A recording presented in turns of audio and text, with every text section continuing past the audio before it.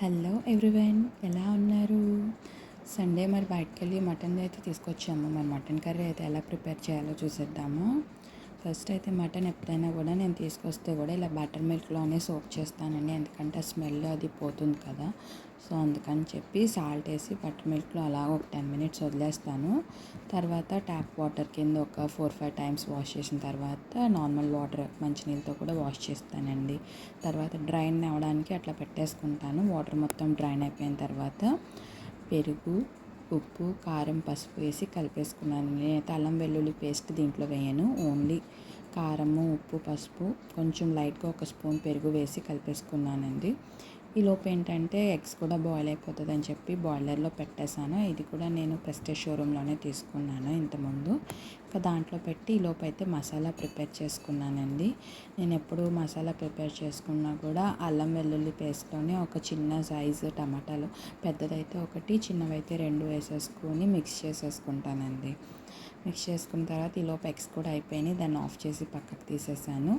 ఇంకీలోపు onions and పచ్చిమిర్చి cut చేసుకొని కుక్కర్లో పెట్టేసుకున్నాను. ఈ కుక్కర్ అయితే మనకి మటన్ అనేది కొంచెం బాగా బాయిల్ అవుతుంది, ప్లస్ ముక్క కూడా మెత్తగా వస్తుంది. సో పెట్టేసుకొని ఇంకా పాన్లోకి ఆయిల్ వేసుకొని ఆనియన్స్, పచ్చిమిర్చి అవి వేసేసుకొని ఫస్ట్ లైట్ బ్రౌన్ వచ్చే వరకు వేయించుకోవాలండి.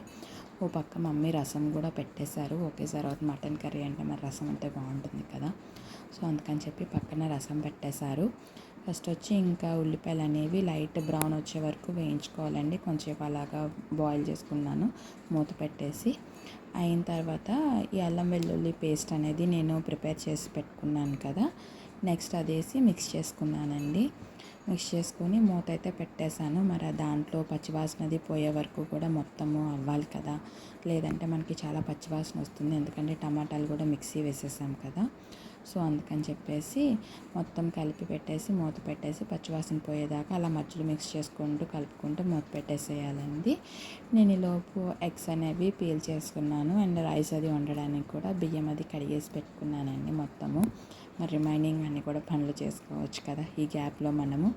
సో అందుకని చెప్పేసి చేసుకుంటూ ఈలోపు పచ్చివాసన కూడా పోయిన తర్వాత మిక్స్ చేసి పెట్టుకున్నాను కదా కారం, ఉప్పు అది వేసేసుకొని మటన్ అనేది మిక్స్ చేసేసుకోవాలండి. మంచిగా పెట్టేసుకొని మళ్ళీ మూత పెట్టేసి ఒక 10-15 minutes అలా ఉంచితే లైట్గా దాంట్లో ఉన్న ఫ్లేవర్స్, ఆ వాటర్ అనేది కూడా బయటికి రిలీజ్ అవుతుంది. మనకి ఇలా వాటర్ కూడా కొంచెం ఫామ్ అవుతుంది. ఫామ్ అయిన తర్వాత మళ్ళీ మనం ఎక్స్ట్రాగా కొంచెం వాటర్ అనేది కూడా పోసుకోవాలండి, లేదా మరి మటన్ ఉడకదు కదా. వాటర్ అనేది పోసి మూత పెట్టుకున్న తర్వాత ఒక బాయిలింగ్ అనేది రావాలండి. ఒక 5-10 minutesలో మనకు వస్తుంది. వచ్చిన తర్వాత ఇంకా కుక్కర్ మూత పెట్టేసుకొని ఒక 4-5 విజిల్స్ అండి, అంటే మనకి మటన్ ఎలా ఉంది అనే దాన్ని బట్టి విజిల్స్ అనేది పెట్టుకోవాలి. కొంచెం లేత మటన్ అయితే కనుక ఒక 4 విజిల్స్కి సెట్ అయిపోతుంది. ముక్క ఏదన్నా కొంచెం గట్టిగా ఉంది అనుకుంటే 5-6 విజిల్స్ వరకు పెట్టుకోండి. పెట్టుకున్న తర్వాత విజిల్స్ వచ్చిన తర్వాత స్టవ్ ఆఫ్ చేసేసి మళ్ళీ తర్వాత కొంచెం గ్యాప్, అంటే ఆ ప్రెషర్ పోవాలి కదా. ప్రెషర్ పోయిన తర్వాత మూత అయితే ఓపెన్ చేసేసేసి మళ్ళీ స్టవ్ మీద పెట్టానండి ఆన్ చేసి. అది బాయిల్ అవుతున్న తర్వాత ఇక్కడ మా మమ్మీ ఏంటంటే ఎగ్స్ బాయిల్ చేసుకున్నాను కదా, అది కూడా కర్రీలోనే వేస్తుంది, కొంచెం అటు ఇటు ఘాట్లో పెట్టి. దానివల్ల ఏంటంటే ఆ ఎగ్స్ కూడా ఆ ఫ్లేవర్ అనేది మనకు వస్తుంది కదా. సో పెట్టిన తర్వాత మా మమ్మీ ఇక్కడేనండి మసాలా అనేది యాడ్ చేస్తారు, సపరేట్గా ఇంట్లో ప్రిపేర్ చేసుకుంటుంది. అంటే కొంతమంది మటన్ కర్రీకి అయితే ఫస్ట్ స్టార్టింగ్లోనే వేసుకుంటారు కదా, ఆ యాలకులు కానీ అవన్నీ వేసుకుంటారు కదా, లవంగాలు అవన్నీ అట్లా వేయదండి, ఎందుకంటే అవి తగిలితే చెప్పి ఇంట్లో తినరు. సో అందుకని చెప్పి వాటిని అన్నిటిని లైట్గా రోస్ట్ చేపించి ధనియాలు అవన్నీ మసాలా అనేది ప్రిపేర్ చేసుకుంటుంది. సో అది ఒక టేబుల్ స్పూన్ మసాలా వేసిన తర్వాత కస్తూరి మేతి కూడా ఇట్లా నలిపేశారు కదా, అది కస్తూరి మేతి అండి, దాన్ని కూడా వేస్తారు. దానివల్ల కూడా మంచి ఫ్లేవర్ అనేది వస్తుంది.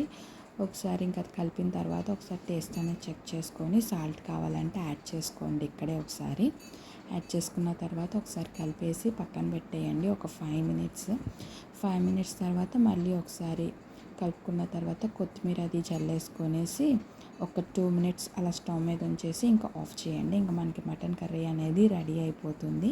ఇంకా డిష్లోకి వేసుకొని వేడివేడిగా సర్వ్ చేసుకోవడమేనండి, సూపర్ ఉంటుంది.